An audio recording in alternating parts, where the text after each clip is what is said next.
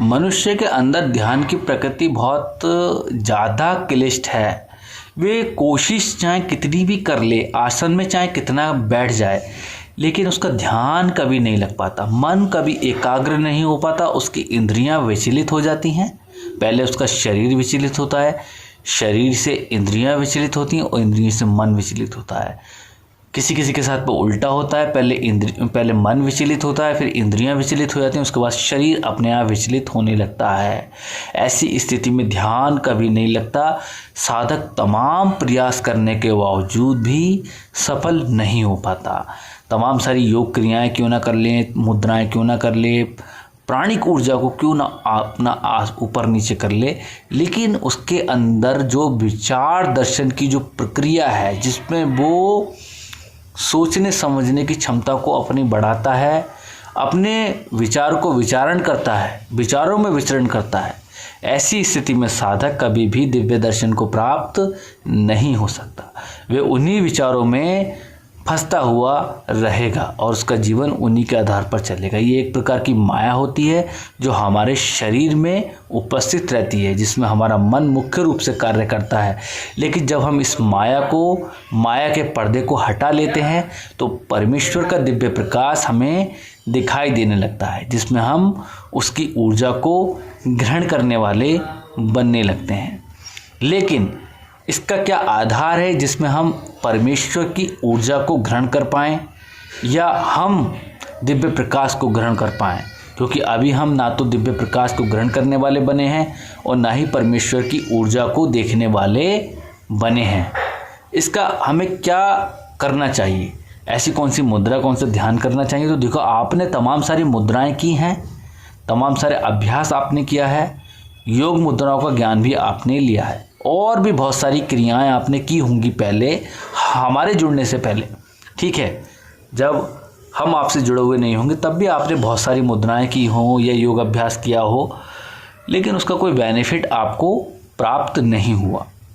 लेकिन अभी आप हमारा चैनल देखते हैं, अभी आप हमारी वीडियो देखते हैं, हमारे मुद्राओं को करते हैं, उसके बावजूद भी आपके अंदर तमाम सारी क्रियाएं वैसी की वैसी हैं, परिवर्तन में नहीं है, आपका मन वैसा का वैसे। तो इसके लिए आपको क्या करना चाहिए? मेन पॉइंट ये है, क्या करना चाहिए आपको, इसमें सुधार क्या करना चाहिए? कौन सी ऐसी मुद्रा करें जो आपको स्थिर कर दे, आपको एक ही जगह स्थिर करके टांग दे, जिससे आपका मन भी निष्क्रिय अवस्था में चला जाए, जिससे आपकी इंद्रियां भी निष्क्रिय अवस्था में चली जाएं और आप दिव्य तत्व की अनुभूति कर पाएं। ऐसा क्या कार्य है?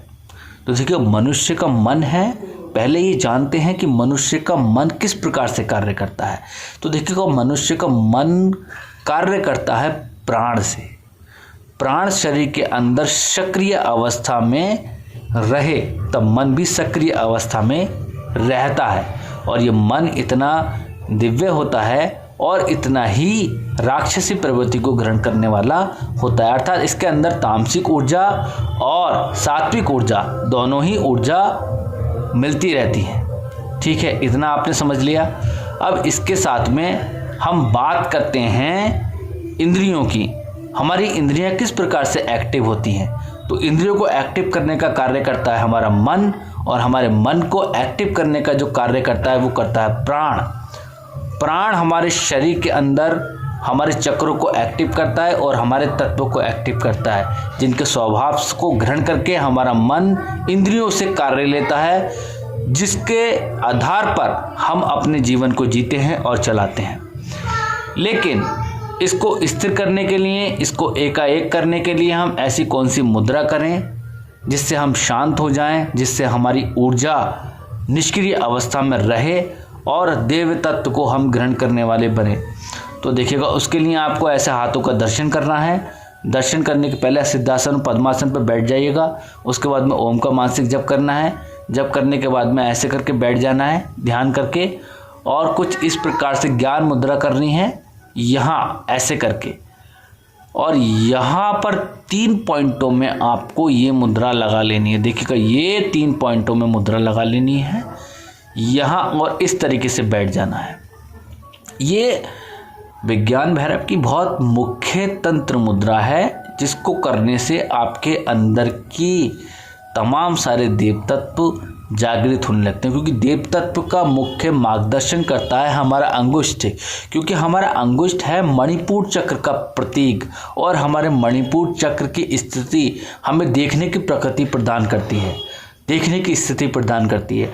हमारे अंदर की तीसरी आंख को जागृत करने का कार्य हमारा मणिपुर चक्र करता है, जिससे हम देवताओं को देखते हैं, जिससे हम सूक्ष्म शरीर को देखते हैं, जिससे हम सूक्ष्म आत्माओं को देख पाते हैं।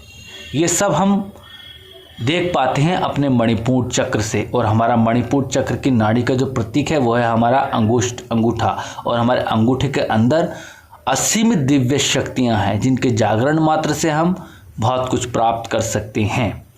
तो जब हम इस तरीके से त्रिकोण अवस्था में इस मुद्रा को लगाते हैं तो मुद्रा कुछ इस प्रकार से हो जाती है। देखिएगा यहाँ ऐसे करके।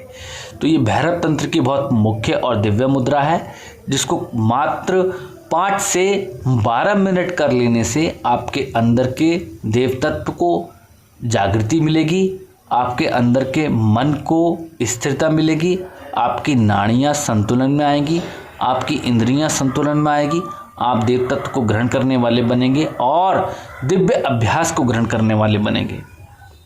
इतना कर लेने से यहाँ पर ये मुद्रा कुछ इस तरीके से दिखाई देती है, यहाँ कुछ इस तरीके से, कुछ ज़्यादा कुछ इसमें करना बहुत ईजिली है।